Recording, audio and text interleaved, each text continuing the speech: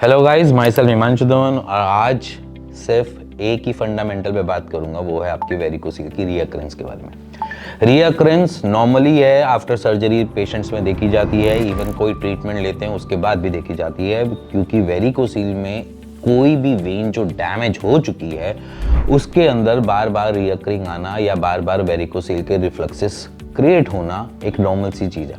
But अगर हम इसको ओवरऑल टाइम में मैनेज कर लेते हैं अपने डे टू डे की लाइफस्टाइल से, तो ये नॉर्मल भी हो जाती है। अब सबसे पहले कंसेप्ट समझना कि वेरिकोसील बेसिकली आपके रिफ्लक्सेस जितनी बारी बनाएगा उतनी बारी और डैमेज करता है वेन्स को, और जब वो डैमेज करता है वेन्स को तो उसको इन्फ्लेम्ड करता है, और जब इन्फ्लेम्ड करता है तो वहाँ पर सूजन आती है, और वो जो सूजन है वही आपको दर्द और वगैरह वगैरह प्रॉब्लम्स को फेस आपको करना पड़ता है या होती है। अब इसी रिफ्लक्सेस को अगर मेरे को रोकना है तो मैं कैसे रोक सकता हूँ? मेरे पास ऑप्शन जो है वो है कुछ एक्सरसाइजेस का, दूसरा अपनी डाइट का, तीसरा अपनी गट का, और चौथा जो मैं डे टू डे की जो नॉर्मली हम अपने रूटीन्स में फॉलो करते हैं, जैसे कि हमारी बाइक राइडिंग या फिर हमारी स्कूटर राइडिंग, या फिर मेरी हो गया कि लंबे टाइम तक मेरा बैठने का काम है, ठीक है, या कभी कभी मैं साइकिल चला लेता हूँ, या मैं सपोर्टर नहीं डालता, ये सारी एक्टिविटीज़ उसके अंदर आ जाती है। तो सबसे पहले स्टार्ट करते हैं विथ एक्सरसाइजेस। अगर आपने कोई भी सर्जरी भी करवा रखी है इवन आपने, या फिर आपने नॉर्मली अपने डे टू डे की रूटीन में पहले कभी ट्रीटमेंट ले लिया हो, चाहे वो होम्योपैथ लिया हो चाहे वो आयुर्वेद लिया हो, बट उसके साथ अगर आपने लाइफस्टाइल नहीं अपनी सुधारी तो ये आपको आगे जाकर कभी ना कभी हिट कर सकती है आपकी वेरिकोसिल। तो उसको मैनेज करने से पहले अगर हम यहाँ पर अपनी लाइफस्टाइल को मैनेज कर लेते हैं तो बेटर हो जाता है। तो एक्सरसाइज मस्ट है।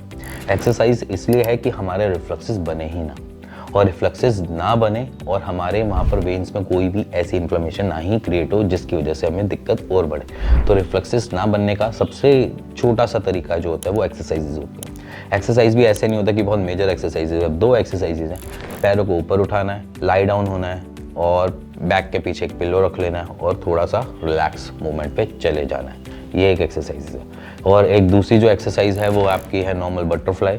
नॉर्मली हम इसलिए करते हैं कि हमारा पैल्विक एरिया या हमारा ग्रोइन एरिया को अच्छे से ब्लड सप्लाई पहुंच जाए, इसलिए हम वहाँ पर क्या करेंगे, बटरफ्लाई एक्सरसाइज करेंगे।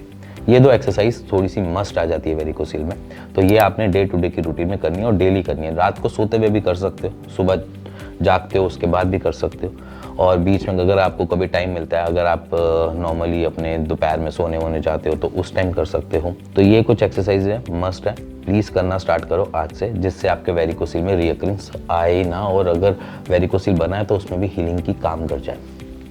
सेकेंड आ जाती है हमारी डाइट। देखो, डाइट में इसलिए हमेशा फोकस करता हूँ क्योंकि डाइट एक हमारी मेजर रोल करती है डे टू डे की रूटीन में। आपने हर एक बंदे से जरूर सुना होगा कि डाइट एक हमारी पूरी डे टू डे की रूटीन के लिए बहुत एसेंशियल पार्ट है।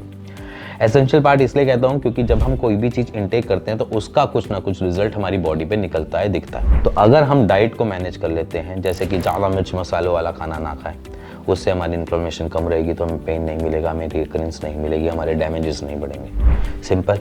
तो हमने ज़्यादा मिर्च मसाले वाले नहीं खाने चीज़ें। इसी के बाद अगर मैं बात करूँ तो डाइट में कुछ ऐसी चीज़ें जैसे कि खीरा हमने छोड़ना पड़ेगा, गोभी हमें छोड़नी पड़ेगी, मूली थोड़े टाइम के लिए छोड़नी पड़ेगी। जो भी आपको गैस्ट्रिक इश्यूज क्रिएट करेगी, जो भी आपके पेट को ब्लॉट कर सकती हैं चीज़ें, उन सारी चीज़ों को छोड़ना पड़ेगा। किसी किसी को अंडे से भी ब्लॉट हो जाता है तो हम वहाँ पर अंडे को भी छुड़वा देते हैं, but it depends on you कि आपकी बॉडी किस तरीके से किस पे क्या इफेक्ट डालती है। अब जैसे कि मान के चलो कि दूध से इंटॉलरेंस क्रिएट होती है और ब्लोटिंग भी होती है, तो दूध डेयरी प्रोडक्ट्स को भी छोड़ना पड़ सकता है।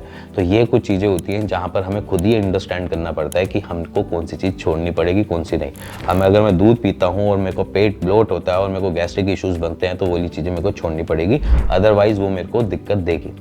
थर्ड चीज़ होती है हमारी कॉन्स्टिपेशन, जहाँ पर मैं अपनी डे टू डे की रूटीन में कहता हूँ कि अगर आपकी कॉन्स्टिपेशन बनी रहेगी तो आपको ये इफेक्ट डालेगी आपके नीचे वाले ग्रोइन एरिया पे। मैं खुद को मानता हूँ कि मैं अगर कॉन्स्टिपेटेड हूँ तो अगर मैं फ्रेशन अप होने जा रहा हूँ तो मैं जोर लगाकर अपने स्टूल को पास करने की कोशिश करूँगा, क्योंकि मेरे को क्या लग रहा है, वहाँ पर दम लग रहा है कि वो निकल जाए एक्चुअली में। तो जब वो ये प्रोसीजर मेरे डे टू डे की रूटीन में अगर चलते रहेंगे और यही दिक्कत मेरे को बनी रहेगी कॉन्स्टिपेशन की, तो मेरी बॉडी कहीं ना कहीं प्रेशर डेवलप करेगी, ग्रोइन एरिया की तरफ जाएगी और मेरी उन वेन्स को और डैमेज करने की कोशिश करेगी जो ऑलरेडी पहले से थोड़े से डैमेज्ड है। तो इसीलिए कॉन्स्टिपेशन जो होती है वो बहुत दिक्कत दे सकती है आपको। तो कॉन्स्टिपेशन से बचना है तो वहाँ पर भी डाइट का रोल आ जाता है।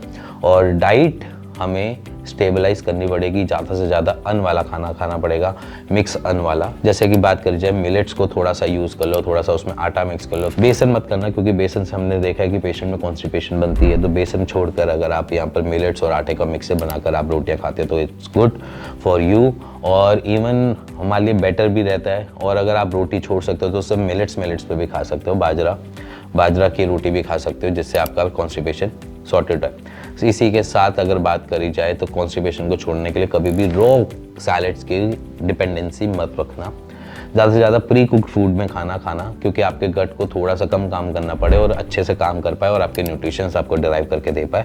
तो इसलिए अगर आप ये सोचते हो कि मैं अपनी कॉन्स्टिपेशन को हील करने के लिए खीरे खा लेता हूँ या फिर गाजर खा लेता हूँ, रॉ मतलब कि कच्ची सब्जी खा लेता हूँ जिससे मेरे को कॉन्स्टिपेशन नहीं होगी, तो वो भी एक गलत स्टैंड पे जा रहे हो। आपने ऐसी चीज़ें नहीं खानी जो रुसीदार हो।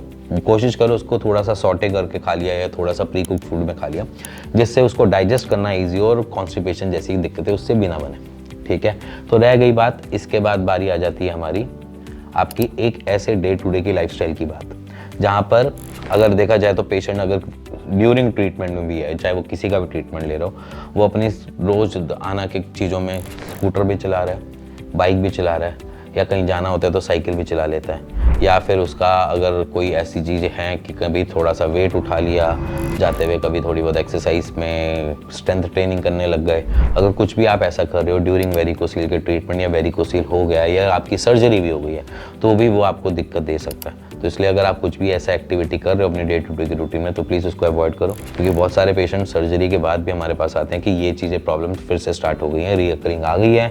और हम उनसे जब हिस्ट्री में पूछते हैं तो वो ये कहते हैं कि हम तो बाइक चला रहे हैं, हम तो स्कूटी चला रहे हैं बड़े लंबे टाइम से। तो मैं उनको यही समझाता हूँ कि अगर आपकी एक सर्जरी हो भी गई है तो उसको प्रिजर्व करके रखना होता है बाकी वेंस को, कि उसका लोड तो उस पर ना पड़े। तो इसलिए यहाँ पर सपोर्टर लगाना मैंडेटरी हो जाता है। और सपोर्टर लगाने से ये ज़रूरी नहीं है कि आप स्कूटर बाइक की जो है वो चला सकते हो। सपोर्टर वो इसलिए डे टू डे की रूटीन में कि आपकी जो टेस्टीज हैं वो ज़्यादा हैंग ना करें, उस वेंस पे ज़्यादा और लोड ना पड़े और वेंस को ज़्यादा लोड ना मिले, जिसकी वजह से वो वेरिकोसील में दोबारा से बने। तो इसीलिए सपोर्टर मैंडेटरी है, उसको लगाना ज़रूरी है। डे टू डे की रूटीन में सुबह से शाम लगा के रखो। अगर रात को दिक्कत होती है तो रात को उतार के सोओ, कोई दिक्कत नहीं है, बट आप सुबह से जब शाम हो जाती है तब तक अगर आप कहीं काम कर रहे हो अपने डे टू डे की रूटीन में करो तो सपोर्टर लगाना मैंडेटरी है। सो इसी के साथ मेरे ख्याल से आपको कुछ चीज़ें समझ आई होंगी कि रीअकरिंग से बचना है तो कैसे बचना है, और अगर रीअकरिंग नहीं भी है तो अगर वेरिकोसील भी है तो उसमें आप कैसे अपने डे टू डे की रूटीन को ला सकते हो। इसी के साथ अगर आपको कुछ भी जानना है या पूछना है या कोई भी ऐसी क्वेरी रहती है तो बिंदास होकर पूछो, नीचे दिए नंबर पर कॉल करो और मेरी टीम से बात करो। इसी के साथ मिलेंगे नेक्स्ट वीडियो के लिए, तब तक good bye and take care.